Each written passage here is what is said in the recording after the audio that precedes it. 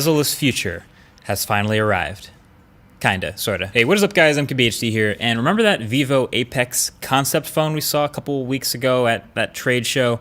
It was a concept phone, meaning it's never gonna go on sale. They only made a couple, it's more like a working prototype, but it was a vision or this idea of technologies that could come to eventually be more affordable. But sure enough, a couple weeks later, Vivo said, wait, hold that thought. We're actually gonna make a real phone that we're going to go on sale with that's just almost there. Almost there. It has a lot of the same technologies from that concept phone that's going to be brought down into something that we can actually sell. So that's how we got this, Vivo NEX, or NEX. I'd consider this the closest thing we have to an actual bezel-less phone right now. So just opening up the box and looking at it for the first time, it is pretty striking. This is that notchless phone people have been clamoring for, and honestly the phone I've been wanting the future to bring since we started getting notches in the first place. This one happens to be a 6.6-inch 1080p Super AMOLED display, and it's a little taller than 16:9. It's 19.3:9. It has these well-rounded corners that we're seeing in every phone now, and with these super thin bezels, you end up with a 91.24% screen to body ratio. So cracking that holy grail 90% number. Highest I've seen in a real phone here. And I think it's pretty sick. It does have the looks. It's not perfect, but the top bezel is tiny. The side bezels are about the same as what we see in a lot of other phones now. And then a little bit more of a chin than the concept phone. You get about a 5mm chin at the bottom. Looks pretty similar to what you have in like a OnePlus 6, maybe even a little bit smaller than that. But I have no problems holding it, even though it's a huge display. My hand doesn't really touch the edges, but if it does, the accidental touch rejection is on point.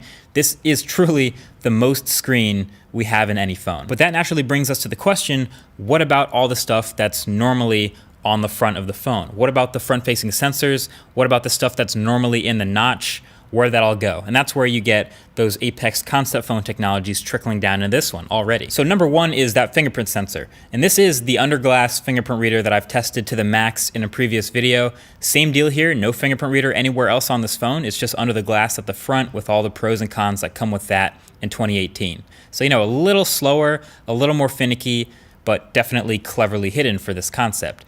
And then number two, the front-facing camera. Where is that? This one is actually hidden just like the Apex concept phone. It's in this mechanically retracting chassis that slides up and down whenever it's needed and makes this noise in the process. Now that might seem a little cheesy, but you can actually choose between 3 artificial noises. You can pick your favorite, or you can just leave it silent.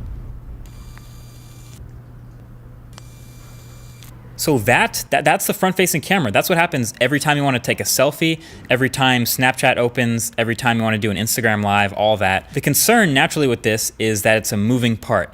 Phones normally don't have moving parts. They're normally completely solid state for things like waterproofing and durability. That kind of stuff here is probably a little bit questionable. You know, if you drop this while the camera is out, does it just snap off? You know, if something happens in your pocket, it gets scratched. What if the app freezes or the mechanism fails? What if someone pushes back against it? All that stuff, of course, has probably been tested by Vivo, but you never really know what might happen in real life. And I gotta be honest, I wasn't even expecting the camera to be that great, but it looks pretty good on the phone. Like, it isn't a phone that's gonna be coming to the US, as far as I can tell, it's just China, but there's a lot more to this phone than just the design. The rest is pretty solid too. Like, you might remember when I first heard about this phone, I tweeted like, the rest of it could be trash, but the design is still really cool.